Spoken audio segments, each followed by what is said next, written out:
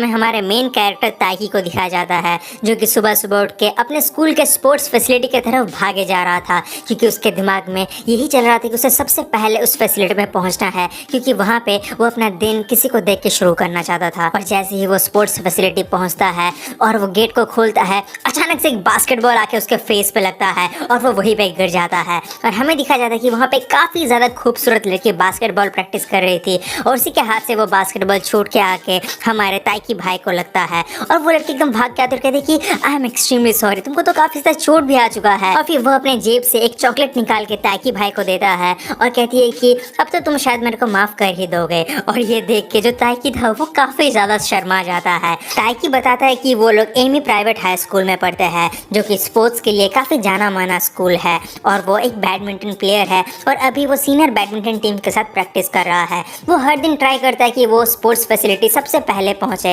लेकिन हर दिन उसको एक लड़की हरा देती है। और वो लड़की और कोई नहीं बल्कि चिनात्सु कानो है, जो कि गर्ल बास्केटबॉल टीम में है और वो काफ़ी अच्छा खेलती है। और जो सबसे खास चीज़ है कि हमारा ताइकी भाई चिनात्सु को पसंद करता है। और उसके बाद धीरे धीरे सब कोई प्रैक्टिस करने आ जाते हैं और जो अरीना था वो पूरा भर जाता है अलग अलग स्पोर्ट्स से। लेकिन जो ताइकी था वो अपने दोस्त से कहता है कि काश काश मैं उससे शादी कर पाता, कितना अच्छा होता, हर सुबह वो मेरे को जगा देती, मेरे लिए कॉफ़ी बनाती, कितना अच्छा होता। लेकिन तब उसका दोस्त कहता है कि ये तो सपने में भी सच नहीं होने वाला है, क्योंकि चिनात्सु एक काफ़ी पॉपुलर बास्केटबॉल प्लेयर है, वो प्रोबेबली नेक्स्ट बास्केटबॉल स्टार है। वो सिर्फ स्कूल में ही नहीं बल्कि बाहर भी काफ़ी ज़्यादा फेमस है। और इधर तुम अपने आप को देखो, तुमने अभी तक बैडमिंटन में कुछ नहीं उखाड़ा है और उसका लेवल तुम्हारे से काफ़ी ज़्यादा हाई है। इसलिए मैं तो सजेस्ट करूँगा कि तुम अभी ढंग से प्रैक्टिस में ध्यान दो, ताकि तुम नेक्स्ट राउंड के लिए सिलेक्ट हो जाओ। और ये सुनने के बाद जो ताइकी था वो काफ़ी ज़्यादा डिसअपॉइंट हो जाता है, लेकिन फिर भी वो कहता है कि कुछ भी हो जाए क्यों, मुझे एक ट्राई तो करना ही चाहिए उसके प्रति। और ये सुनने के बाद क्यों कहता है कि ठीक है अच्छा है, लेकिन कुछ ऐसा करना ताकि वो तुम्हारा नाम याद रखे, और फिर ट्राई करना कि उससे तुम उसका कॉन्टैक्ट इन्फो भी निकाल लो। और ये सब वो लोग बात कर ही रहे थे कि तभी पीछे से एक लड़की आके ताइकी के पीछे बम्प करती है। और ये लड़की का नाम था हिना, जो कि ताइकी का ही एक दोस्त थी और वो जिम्नास्टिक टीम में थी। और उन दोनों के बीच में एकदम बकवास बातें चालू हो जाता है। लेकिन फिर ताइकी उससे पूछता है कि बट दफे मेरे को एक बात बताओ कि लड़कियों को कैसा चीज़ पसंद है, लाइक उनको मैं कैसे इंप्रेस कर सकता हूँ। और ये सुनते ही हिना तो बहुत ज़्यादा एक्साइटेड हो जाती है और वो एकदम ज्ञान पेलना चालू कर देती है और कहती है कि कुछ भी करो, तुम्हें स्ट्रांग और रिलायबल बनना होगा उसके सामने, तुम्हें एक हीरो जैसा एक्ट करना होगा, तुम्हें एक एथलीट जैसा एक्ट करना होगा। और ये सब सुन के जो ताइकी था वो कुछ ज़्यादा ही वियर्ड फील कर रहा था। बट एनीवेज उसके बाद सीन शिफ्ट होता है और हमें अगले दिन सुबह का सीन दिखाया जाता है, जहाँ पे ताइकी फिर से प्रैक्टिस करने के लिए जाता है। लेकिन जैसे ही वो अरीना पहुँचने वाला था, वो देखता है कि चिनात्सु बाहर ही बैठी हुई है। ताइकी को लगता है कि शायद अभी तक गेट खुला नहीं है, और फिर वो दूर से ही चिनात्सु को देख के काफ़ी ज़्यादा एडमायर कर रहा था। उसके ब्यूटी, उसके पर्सनैलिटी, सब कुछ ताइकी को बहुत ही अच्छा लगता था। ताइकी धीरे धीरे आगे बढ़ता है और वो मन ही मन डिसाइड कर लेता है कि आज ही उसे चिनात्सु के साथ बातें करना होगा, नहीं तो वो कभी बात नहीं कर पाएगा। और फिर वो उसके पीछे जाके खड़ा हो जाता है और मन ही मन सोचने लगता है कि उसे क्या बोल के ये जो आइस इसको ब्रेक करना चाहिए। लेकिन उसके दिमाग में कोई भी ढंग का आइडिया नहीं आ रहा है कि कैसे वो इस कन्वर्सेशन को स्टार्ट करे। लेकिन तभी चिनात्सु छींक मारती है और ये देखते ही एकदम से ताइकी अपना मफलर खोल कहता है कि तुम ये मेरा मफलर यूज़ कर सकते हो, मैंने रिसेंटली इसे धोया भी था। और फिर वो अपने बैग से हॉट टी निकालता और कहता है कि तुम इसको भी ले सकते हो। और फिर एक एक करके उसके बैग में जितना भी सामान था वो सब कुछ चिनात्सु को ऑफर करने लगता है। और फिर अचानक से उसको ये सब रियलाइज होता है और उसको खुद को ही काफ़ी ज़्यादा क्रिंज महसूस होता है। लेकिन उसी तरफ जो चिनात्सु थी उसको ये हरकत काफ़ी ज़्यादा क्यूट लगता है। लेकिन तभी ताइकी एक जोर से छींक मारता है और फिर चिनात्सु उसका ही मफलर उसके गले के अराउंड पहना देती है और कहते हैं कि मेरे से ज़्यादा तुम्हें ये मफलर ज़रूरत है। और जैसे ही चिनात्सु ताइकी को वो मफलर पहना रही थी, ताइकी के दिमाग में तो शादी के ख्याल आ गए थे कि शादी के बाद कितने अच्छी तरीके से ये टाई पहना देगी मेरे को। और फिर जो स्पोर्ट्स फैसिलिटी का सिक्योरिटी गार्ड था वो भी वहाँ पे आ जाते हैं और वो गेट को खोल देते हैं। और जाते जाते चिनात्सु कहती है कि ध्यान से, तुम्हें ठंडा ना लग जाए ताइकी। और ये सुनते ही ताइकी एकदम शॉक हो जाता है, कहते कि तुम्हें मेरा नाम कैसे मालूम चला।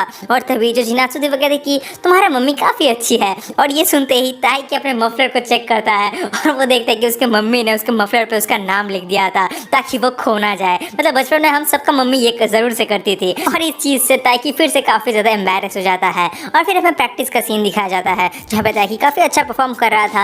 और फिर ब्रेक टाइम में वो थोड़ा सा अपने टावल में पानी देने के लिए जाता है, जहाँ पे वो अपना नेक्स्ट टारगेट फिक्स करता है, जो कि था उसे चिनात्सु से उसका कॉन्टैक्ट इन्फो निकालना है। और फिर वो जैसे ही वापस वापस आ रहा था वो देखता है कि चिनात्सु उसका जो बास्केटबॉल कोच थे उसके साथ कुछ सीरियस बातें कर रही थी, लेकिन वो कांच के उस तरफ थी तो उसको कुछ ढंग से सुनाई नहीं दे रहा था। लेकिन तभी पीछे से हिना आती है और हिना उसको देख के काफी से चिढ़ाती है और कहती है कि तुम तो अपने औकात से काफी बाहर वाली लड़की के ऊपर ट्राई मार रहे हो, बट तुम्हें नहीं पता लेकिन मैं उस दिन देखा था कि ये एक लड़के के साथ घूम रही थी। और वो ये चीज मजाक में बोलती है, लेकिन ये सुन के ताइकी का मानो सर फट जाता है। बट एनीवेज वो काफी ज्यादा क्यूरियस था कि वो इतना सीरियसली अपने कोच के साथ किस चीज को लेकर डिस्कस कर रही होगी। और फिर हमें शाम का सीन दिखाया जाता है जहाँ पे सबका प्रैक्टिस खत्म हो गया था और सबके अपना घर वापस जा रहे थे। लेकिन तभी ताइकी नोटिस करता है कि वो तो अपना टॉवल उस अरेना में ही छोड़ के आ गया है। और फिर वो अरेना वापस जाता अपने टॉवल को लेने के लिए, लेकिन तभी वो देखता है कि चिनात्सु अकेली वहाँ पे बास्केटबॉल प्रैक्टिस कर रही थी। और जैसे चिनात्सु ताइकी को देखती है वो कहती है कि ताइकी तुम्हारे यहाँ पे कैसे आना हुआ।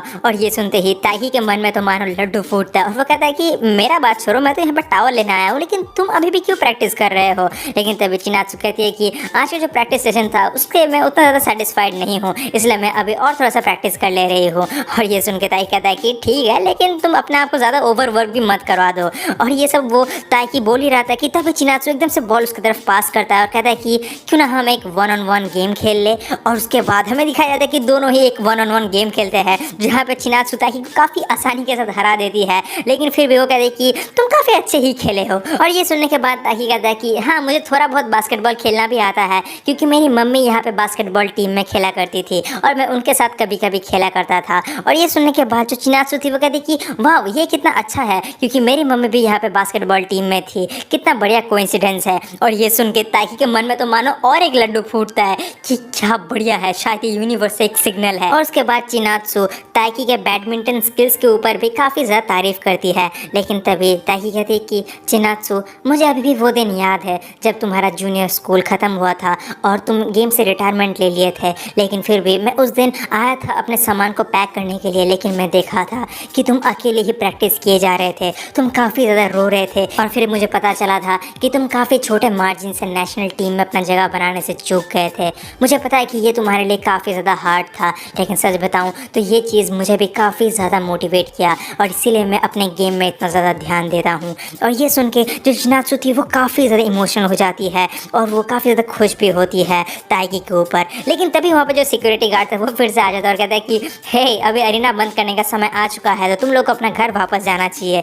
और फिर वो दोनों भी कहते हैं कि हाँ हाँ ज़रूर। और फिर वो लोग कहते हैं कि चलो आज का गेम यहीं पे बंद करते हैं और अभी हमें वापस जाना होगा। और फिर चिनात्सु बास्केटबॉल को रिडैक करने लगती है, लेकिन तभी एक बॉल छूट जाता है और वो बॉल नीचे गिर जाता है। चिनात्सु जैसे ही उस बॉल को उठाने आती है उस तरफ से ताइकी भी उस बॉल को उठाने आता है और फिर दोनों ही एक साथ उस बॉल को पकड़ते हैं। और जैसे ही उनका आई कांटेक्ट होता है मानो ये पल कुछ समय के लिए थम जाता है।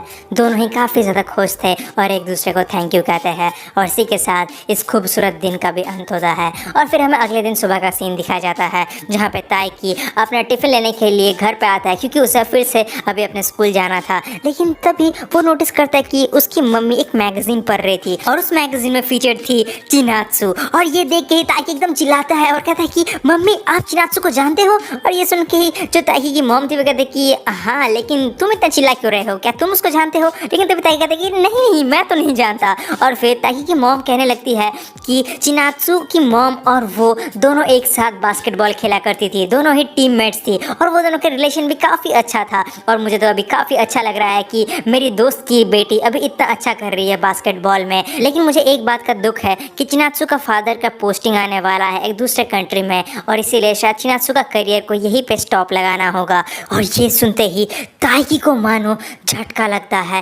ताइकी को अब सब कुछ रिलेट होता है कि क्यों वहाँ पे चिनात्सु इतना सीरियस होकर अपने कोच के साथ डिस्कस कर रही थी। और उसके बाद ही ताइकी बिना कुछ कहे एकदम से स्कूल की तरफ भागने लगता है और वो मन ही मन सोचता है कि ये नहीं हो सकता, ऐसा नहीं हो सकता, चिनात्सु ने इतना सा एफर्ट दिया है, सब कुछ ऐसे ही ख़त्म नहीं हो सकता। वो अरीना पहुँचता है और वो हाँफते हाँफते कहता है कि चिनात्सु कुछ भी हो जाए तुम्हें नेशनल जाना ही होगा। मैंने तुमसे ही सीखा है कभी हार नहीं मानना, हर दिन अपने गोल के लिए मेहनत करना और अल्टीमेटली उस गोल को एक दिन अचीव करना है। तो फिर तुम नहीं हार सकते, तुम यहाँ पे क्विट मत करो, भले ही वो रीज़न तुम्हारे पेरेंट्स का ट्रांसफ़र ही क्यों ना हो। और ये सुनते ही चिनात्सु कहती है कि लेकिन मैं तो यहाँ से जा ही नहीं रही। और ये सुनते ही ताकि का मानो पोपट बन जाता है। ताकि को कुछ समझ में नहीं आता और उसे बहुत ज़्यादा एम्बैरेसमेंट फील होता है। लेकिन तभी चिनात्सु कहती है कि हाँ ये बात सच है कि मेरे पेरेंट्स यहाँ से मूव आउट करने वाले हैं, लेकिन मैं यहाँ पे अपने जान पहचान के घर पे रहने वाली हूँ। और ये सुन के ताकि को काफ़ी ज़्यादा रिलीफ महसूस होता है, लेकिन साथ ही साथ उसको काफ़ी ज़्यादा शर्म भी आता है। बट एनीवेज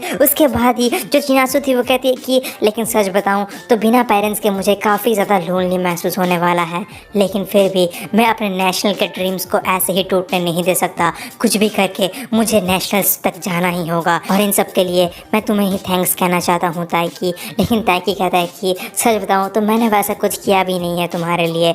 और उसके बाद चिनात्सु कहती है कि बट द वे अगर तुम माइंड ना करो तो हम लोग फिर से कभी 1-on-1 खेल सकते हैं। और इसी तरफ ताकि कहता है कि वो तो ठीक है, लेकिन एक दिन हम लोग बैडमिंटन भी खेलेंगे। और इसी तरह से ये दिन भी ख़त्म होता है और फिर सीन शिफ्ट होता है और हमें अगला दिन का सीन दिखा जाता है जहाँ पे ताकि अपने बिस्तर से उठता है। और आज वो काफ़ी ज़्यादा खुश था क्योंकि आज एक ऑफ डे था, आज संडे था। और जैसे वो नीचे आके किचन में घुसता है उसका दिमाग फट जाता है क्योंकि उसके सामने चिनात्सु खड़ी थी और वो उसको गुड मॉर्निंग कहता है।